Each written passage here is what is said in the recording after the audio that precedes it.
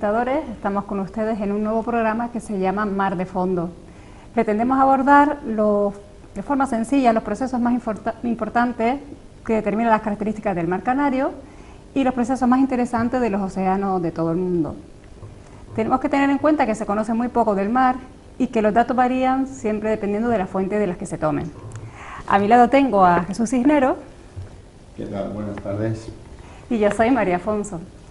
Hoy comenzaremos por la descripción de las aguas oceánicas que nos rodean y hablaremos de la corriente de Canarias. Muy bien, pues vamos a comenzar con el mapa que tenemos aquí en la presentación, el mapa donde se pueden ver los diferentes archipiélagos que componen la Macaronesia, que empieza desde arriba abajo por Azores, después pasamos Madeira, nosotros, las Islas Canarias y el archipiélago de Cabo Verde. Estos archipiélagos son los que configuran lo que se denomina la Macaronesia, ¿de acuerdo? Bien, además en este mapa podemos ver en azul todo lo que sería el fondo oceánico, en fin, encima del azul todo eso está lleno de agua y vemos la península ibérica y las costas africanas que están muy cerca de nosotros. Vamos a ver que esas elipses que están dibujadas en el mapa se van a unir por lo que denominamos corriente de Canarias. Es una corriente que viene desde Azores, pasa por Madeira e internacionalmente se conoce, en todo el mundo se conoce como corriente de Canarias. Pasa por las Islas Canarias y continúa su camino hasta Cabo Verde, ¿de acuerdo? Vamos a ver qué características generales tiene esa masa de agua enorme que veremos que ya se mueve, ¿no? Entonces, la masa de agua que pasa por Azores, Madeira y a Canarias es lo que denominamos una corriente oceánica de aguas profundas, es decir, se evoluciona en aguas de mucha profundidad. Tiene una velocidad media en nuestra latitud entre 10 y 35 centímetros, aunque nosotros cerca de las islas hemos llegado a medir velocidades más altas de la que corresponden. Siempre hemos estado entre 25 y 35 centímetros por segundo, un poquito más alta de lo que dicen. Esos 10 centímetros es demasiado lento para lo que hemos encontrado aquí en Canarias.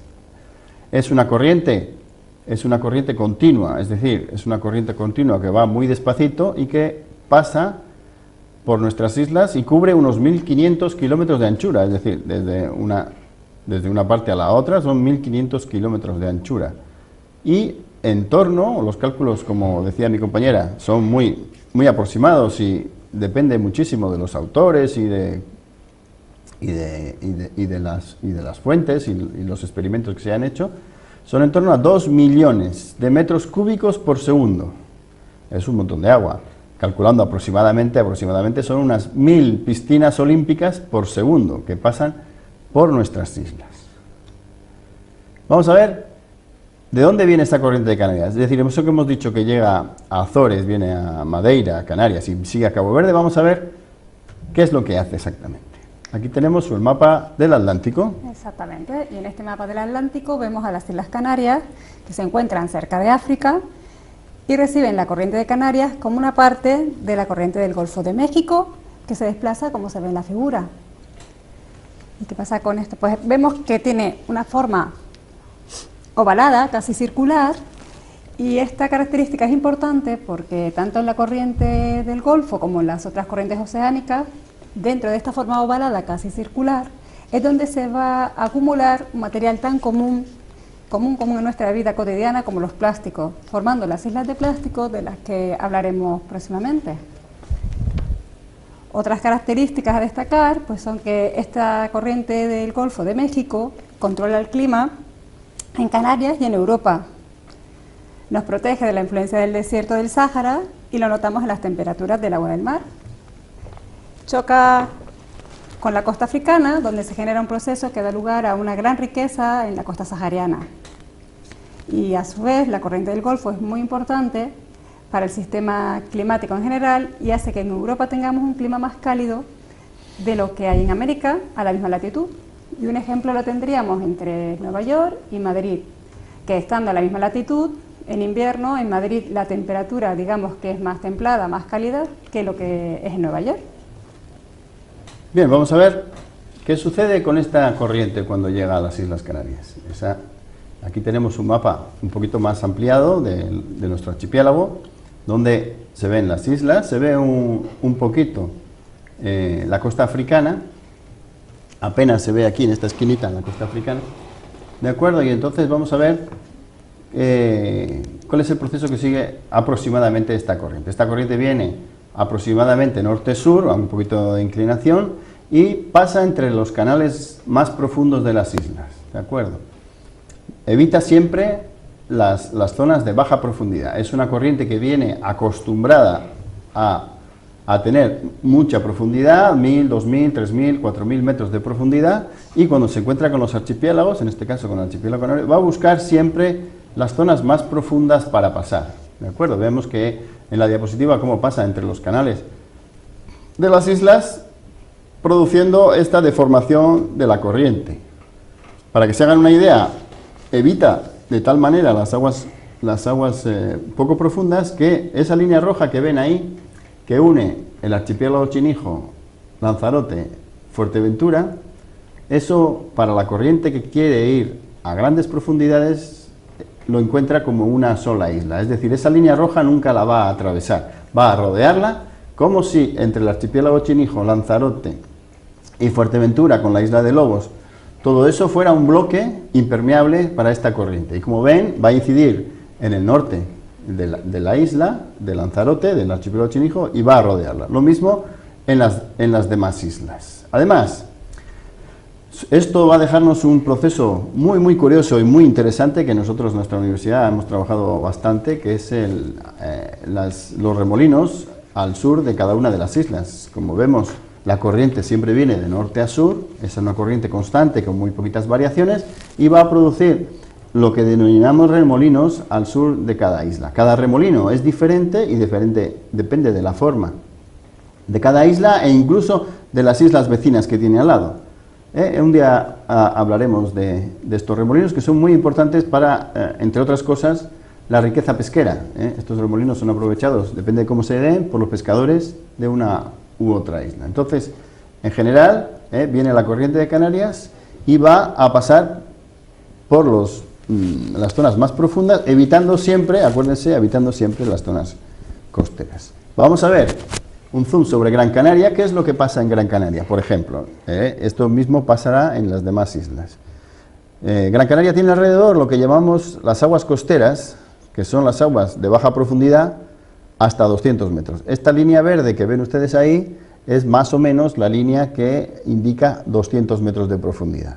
Entonces, eso es lo que denominamos aguas costeras. Cada isla tiene un anillo de aguas costeras que la corriente de Canarias, esa corriente de aguas limpias y oceánicas que pasa continuamente, va a evitar tocar ese anillo, va a pasar alrededor de ese anillo como si eso que ven ustedes en verde fuera un bloque sólido de piedra. ¿De acuerdo? Ese agua va a pasar alrededor y no va a tocar las aguas costeras.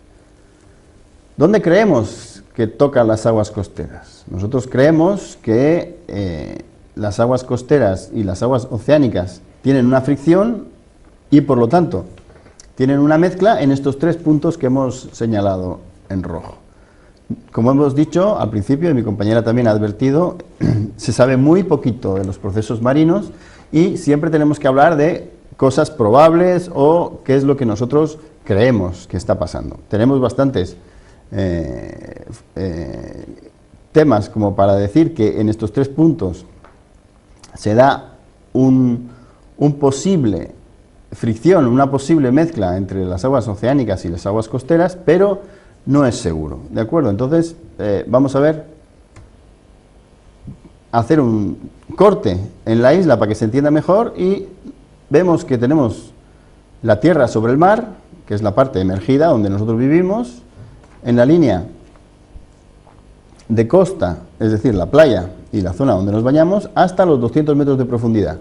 Ahí ven dos líneas rojas que he señalado como el fin de las aguas costeras. A partir de la segunda línea roja es donde nos encontramos las aguas oceánicas. Y en medio, entre estas dos, nos encontramos con las aguas de frontera, las aguas que hacen frontera entre las aguas costeras y las aguas oceánicas.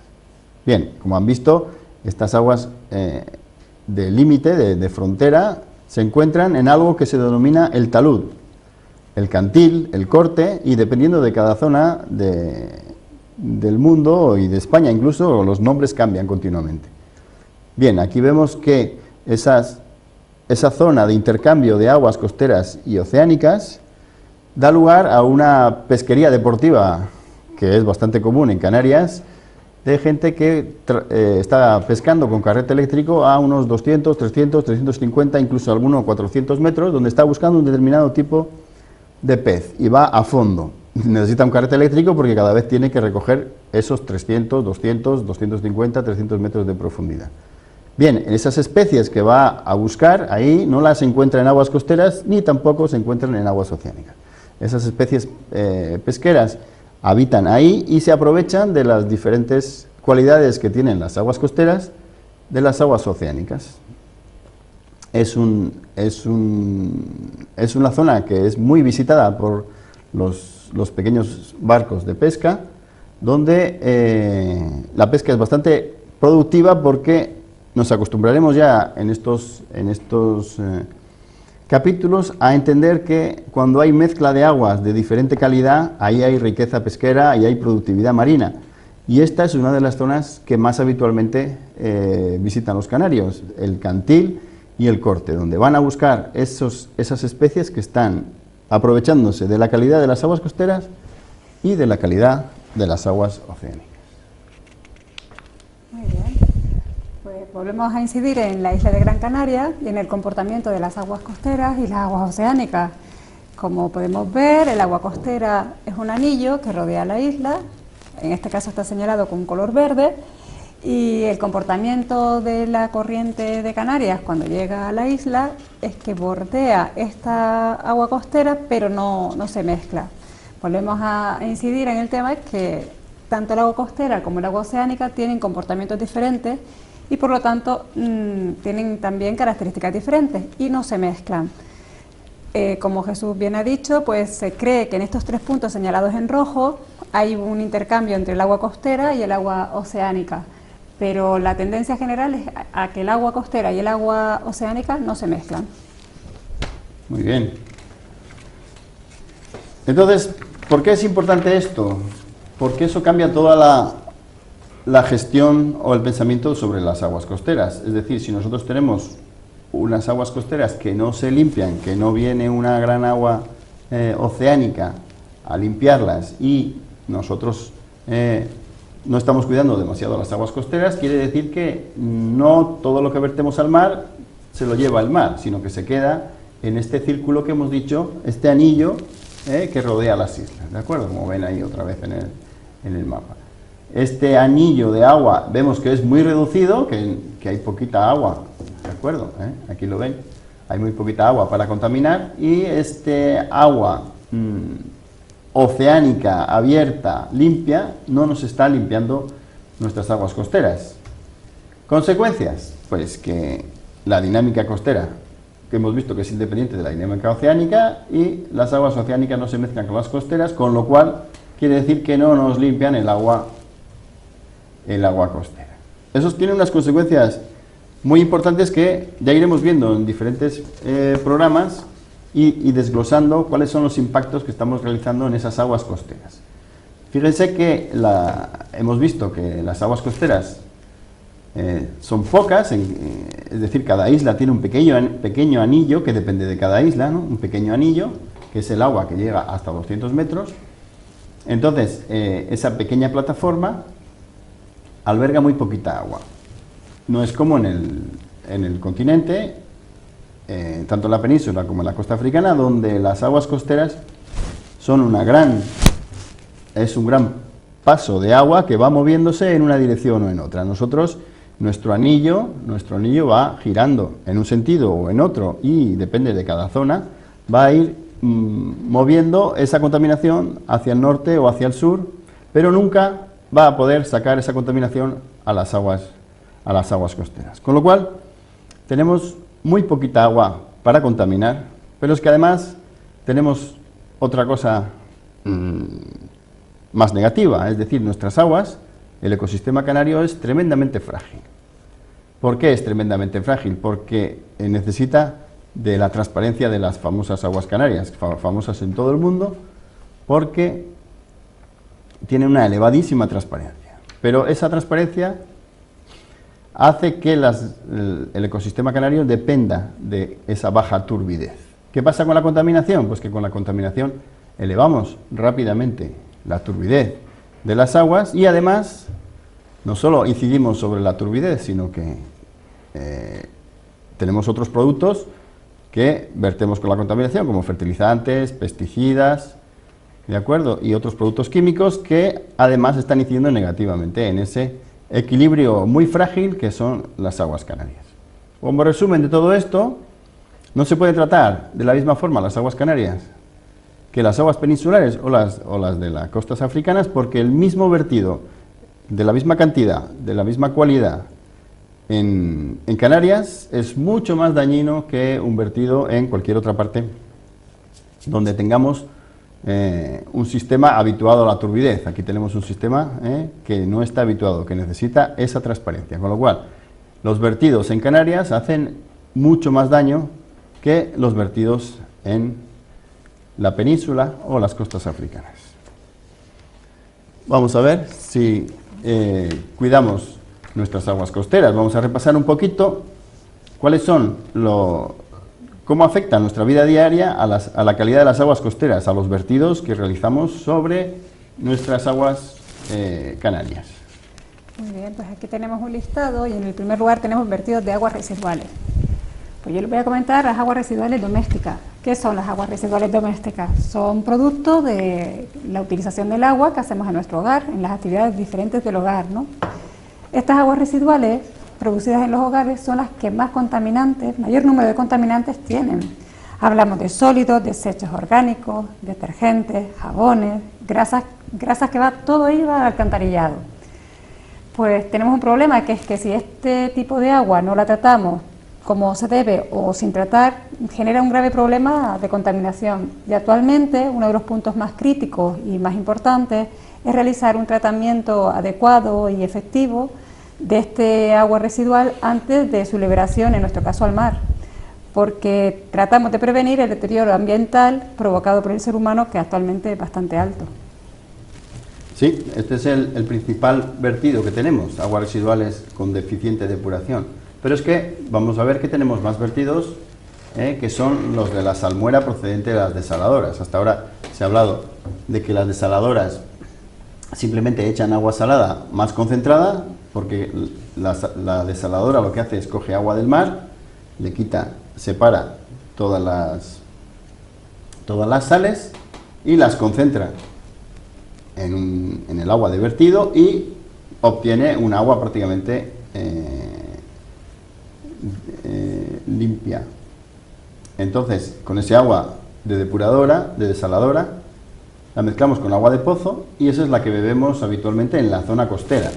Ya hemos visto que los municipios de la cumbre, como Valsequillo y San Mateo y Tejeda, tienen un agua que proviene del pozo, pero básicamente toda la costa en Gran Canaria y la mayor parte en Lanzarote y Fuerteventura depende de las desaladoras. Es decir, que nosotros cada vez que consumimos agua, eso quiere decir que hay un vertido de desaladora asociado a ese agua, con lo cual lo que tendremos que hacer es no malgastar el agua, y menos que nunca. En Canarias nunca se ha malgastado el agua, pero ya sabemos ahora que cada vez que abrimos el grifo directamente estamos aumentando el vertido de aguas de salmuera al mar. Bueno, y hablamos también de los vertederos, de los lixiviados. Lixiviados, que suena raro. ¿Qué es un lixiviado? Pues siempre que tenemos una bolsa de basura en casa, cuando la sacamos del balde, por mucho cuidado que tengamos, siempre vemos ese gotiteo, ¿no? Ese líquido que normalmente huele ácido y que hasta que depositamos la basura en el contenedor va dejando un reguero, ¿no? Pues eso es un lixiviado. Y es uno de los problemas mayores de la acumulación de basuras en vertederos o en cualquier otro lugar que no sea legal, porque aparece el lixiviado. Las basuras se reciclan para evitar precisamente la aparición de los mismos, pero como se producen a diario toneladas de basuras que llevamos al vertedero, es muy complicado evitar que se produzcan y su tratamiento. En climas templados o tropicales es casi inevitable la aparición de lixiviados. ¿Qué ocurre? Que si estos lixiviados se filtran a aguas superficiales y subterráneas, contaminan el acuífero, y acaban en el mar. Bueno, seguimos con los vertidos al mar. Tenemos vertidos procedentes de la actividad agrícola y ganadera. Estos vertidos que parece muy difícil que lleguen, es decir, un agricultor de Tejeda, Valsequillo, San Mateo, al utilizar pesticidas, fertilizantes en sus cultivos, lo que hace es contaminar el acuífero, porque eso viene arrastrado por la lluvia, y a partir del acuífero, poquito a poco, de manera lenta, pero inexorable, llega al mar. Es decir, el vertido de pesticidas y fertilizantes en los campos también contamina el mar, y además es una de las industrias a nivel mundial, es la industria que más contamina el mar, la industria agrícola. Lo mismo que la ganadera. La industria ganadera también, los residuos de los animales también van al suelo, van al acuífero, y del acuífero acaban en el mar, y además en su trayecto hacia el mar van contaminando los pozos que encuentra su camino, con lo cual es una doble contaminación. Exactamente. Pozos negros. Es habitual en las islas ver viviendas que tienen pozos negros. Normalmente se sitúan en las zonas, áreas o viviendas sin acceso al alcantarillado, y hay que tratar las aguas residuales en ese punto. ¿Qué sucede? Pues lo mismo que hablamos antes, ¿no? Que el pozo negro va poco a poco filtrando y el agua residual contamina el acuífero. El acuífero en los pozos de agua que están más profundos, con lo cual todo acaba donde siempre, en el mar. Los pozos negros es un sistema muy sencillo de utilizar, pero a la vez también es muy contaminante. Por último, por penúltimo, nos quedan las granjas marinas. Granjas marinas que nosotros vemos aquí en el litoral de Telde, y se puede comprobar fácilmente cuando hay un día de poca mar, donde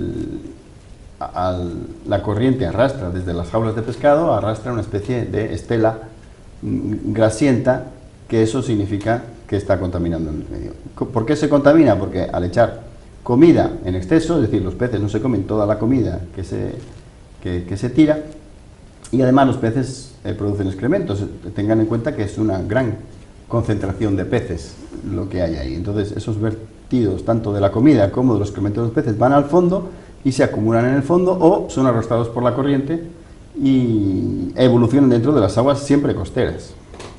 Efectivamente. Y luego tenemos los vertidos desde buques, vertidos desde buques y embarcaciones directos al mar. Hablamos de aquello de todo por la borda, ¿no? Limpieza de barco. Eso es. ¿Y qué tenemos? Pues tanto se tiran al mar desde basura sólida, como podría ser cabos, boyas, redes viejas, latas, agua de lavado de cubiertas. ¿Con qué se lavan las cubiertas? Con unos jabones bastante agresivos, restos de aceite, gasoil, las aguas de sentina, evacuación de sanitarios, pues todo lo que es de la vida cotidiana del barco también. Del barco, muy bien, pues bueno, esos son los principales vertidos, que no son los únicos, pero los más importantes que tenemos en Canarias. Ahora vamos a hacer un resumen para que queden... sabemos que es un tema un poco complicado entender lo de las aguas costeras, pero por eso vamos a insistir otra vez y vamos a hacer un pequeño resumen de qué es lo que hemos visto. Hemos visto que tenemos la corriente de Canarias, que llega desde el norte, desde Azores, Madeira, Canarias, sigue hacia Cabo Verde. ¿Y qué pasa cuando llega a las Islas Canarias? Cuando llega a las islas, esa corriente que viene de sur a norte va buscando las zonas más profundas, y acuérdense que por el archipiélago Chinijo y Lanzarote y Fuerteventura, por ahí no puede pasar, no pasa entre los pasos, y busca los pasos más profundos entre las islas, ¿de acuerdo? Consecuencia, para cada isla tenemos las aguas costeras, y la corriente de Canarias, que nos debería limpiar esas aguas costeras, bordea ese anillo que hemos definido como aguas costeras, y no se mezcla muy poquito, y además se mezcla en los límites, es decir, no se mezcla cerca de costa. El agua, esa oceánica, no pasa cerca de las playas. Uno no se baña en una playa, no se baña en la corriente de Canarias. La corriente de Canarias pasa alrededor de la isla y no toca sus costas. ¿Qué es lo que pasa con esto? Pues que tenemos agua en un anillo encerrado y con un continuo vertido de diferentes productos y contaminación. Además, nuestro archipiélago, el ecosistema de nuestro archipiélago es tremendamente delicado y depende muchísimo de la turbidez. Con lo cual, esos vertidos lo primero que producen es una gran turbidez. Perdemos la transparencia esa magnífica que tenemos en nuestras aguas y que todo el mundo busca, ¿no?, cuando viene a bucear y cuando viene a disfrutar de nuestras playas. Entonces, esa transparencia perdida hace un efecto muy grande, como veremos en los próximos capítulos, sobre el ecosistema marino canario, que está tremendamente afectado. Es decir, un vertido en Canarias es mucho más tóxico para el ambiente que un vertido en la península o en las costas africanas. Y eso es muy importante porque hasta ahora no se está teniendo en cuenta eso, se está vertiendo agua de cualquier forma, sin depuración, pensando que el mar se lo lleva todo. Y en este primer capítulo al menos quiero que sepan ya que el mar no se lleva nada, que el mar nos deja la contaminación donde prácticamente en el sitio donde la vertemos, evoluciona muy poquito, ya veremos en otros capítulos cómo funciona las corrientes costeras, y al final lo que estamos haciendo es degradando la calidad de nuestras aguas costeras, que es la principal industria que tenemos. Nosotros necesitamos que vengan los turistas a bañarse en la playa. Si nosotros manchamos nuestras playas a estos límites que estamos haciéndolo, va a ir poquito a poco a perder calidad estas aguas. Es decir, hemos visto un poquito el resumen de lo que son las aguas costeras, los vertidos, y que todo el mundo tiene que participar en cuidar las aguas costeras Canarias, porque es muy, muy importante que tengamos cuidado. Bueno, pues hasta aquí hemos llegado hoy con la corriente de Canarias. Esperemos que les haya agradado. Gracias por su atención y también esperamos sus consultas, tanto al teléfono que aparecerá en pantalla como al correo electrónico c4tv@canal4tv.telde.es. Lo repito, c4tv@canal4tv.telde.es. Muchísimas gracias por su atención y esperamos, pues eso, interactuar con ustedes. Y las preguntas, bueno, en fin, esto ha sido todo por el primer capítulo y ya nos veremos próximamente. Muchas gracias por su atención y hasta la próxima. Hasta la próxima. Hasta luego. Hasta luego.